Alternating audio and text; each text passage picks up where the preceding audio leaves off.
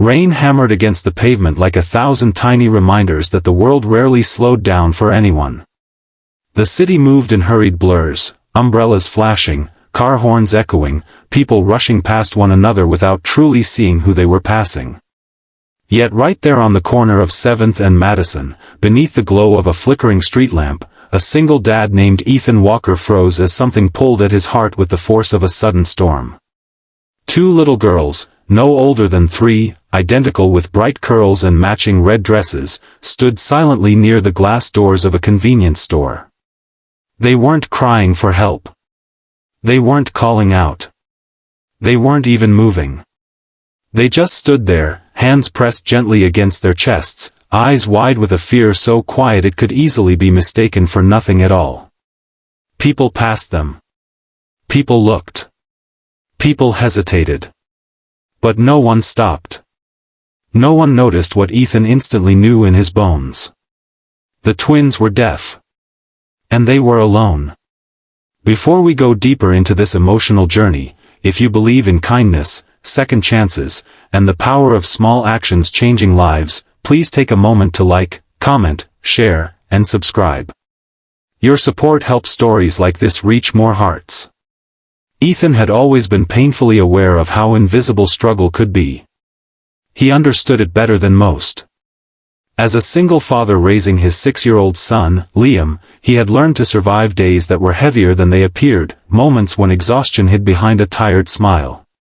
After losing his wife, Sarah, to a sudden illness, Ethan had been left rebuilding his life from the ground up. The world didn't pause for his grief, and no one could see the broken pieces he swept up every night after tucking Liam into bed. Maybe that was why the sight of the little girls hit him so hard. Struggle without sound, fear without words, he knew what that felt like. Rain dripped from his hair and soaked his shirt as he knelt in front of them.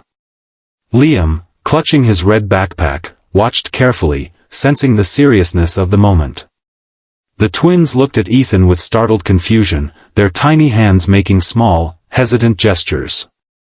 That was when Ethan did something that made the world around them seem to inhale deeply and hold still. He raised his hands, and signed, "Hello." The transformation on their faces was instantaneous, eyes widening like lanterns being lit from within, breaths trembling with the relief of finally being understood.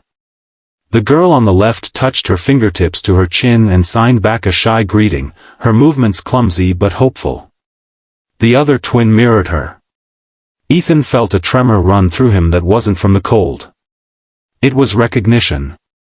Connection. Humanity. He signed slowly, carefully, asking if they were lost, if they were hurt, if someone was supposed to be with them. Their tiny fingers stumbled through signs, but Ethan understood enough to piece together their story. They had been walking with their mother. The rain started. People crowded. Someone bumped them. And then, just like that, they were separated. Their mother hadn't meant to lose them. She didn't even know they were missing. Ethan gently motioned for them to stay close. He pulled Liam closer, placing a protective hand on his shoulder. The single dad felt the weight of responsibility settle over him, not as a burden but as a calling. When children were scared, someone had to step up, whether it was convenient or not. Then, from a distance, a woman in a cream-colored suit burst through the rain, breathless and frantic, her face as pale as the storm clouds above. She looked around wildly, eyes landing on the twins with overwhelming relief crashing across her expression. She sprinted toward them, tears springing into her eyes as she wrapped them in her arms, dropping to her knees and clinging to them as if the world had almost taken them away forever. Ethan stood back, letting the family reunite. But the woman, Grace Mitchell, as she would later introduce herself, looked up at him with trembling gratitude.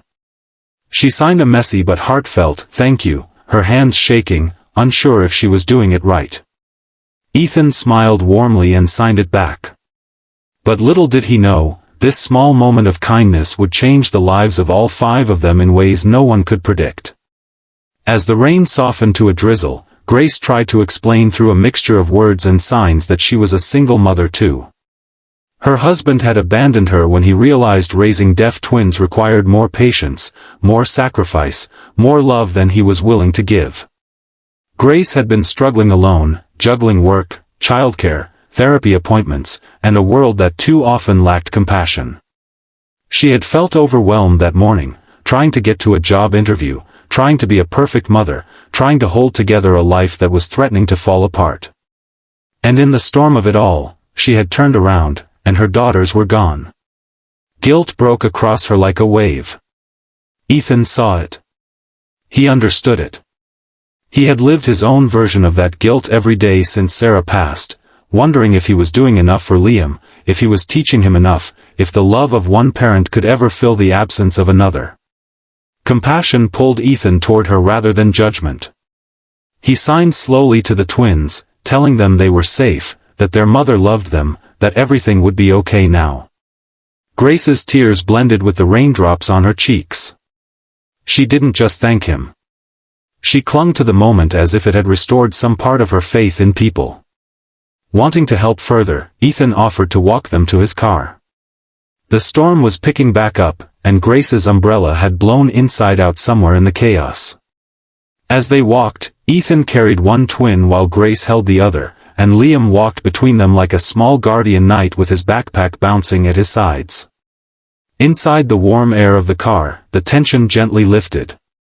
The twins reached for Liam's backpack curiously, and he shyly showed them the superhero keychain he always carried. They giggled, soft, silent, but full of life, and Liam smiled shyly. For a child who often felt lonely without siblings, something clicked inside him as well. Grace gave Ethan directions to her apartment building, embarrassed by the worn-down neighborhood and the flickering hallway lights. Ethan didn't judge. He had lived in places like this before he got steady construction work again. He simply carried the sleeping twin to the door while Grace held the other. But when she dug through her purse for her keys, her breath hitched. They weren't there. Panic rose in her chest like a rising tide. Ethan didn't speak. He didn't ask why she didn't just call someone. He could see the truth, there was no one to call. Without hesitation, he offered to help search the route they had taken. Grace looked at him with wide, tired eyes, overwhelmed that someone who owed her nothing was going so far out of his way. After nearly half an hour of retracing steps in the rain, they found the keys near the street corner where the twins had been standing. Grace let out a shaky laugh of relief and leaned against the wall, tears in her eyes again. That was when Ethan noticed the deep exhaustion layered in her posture,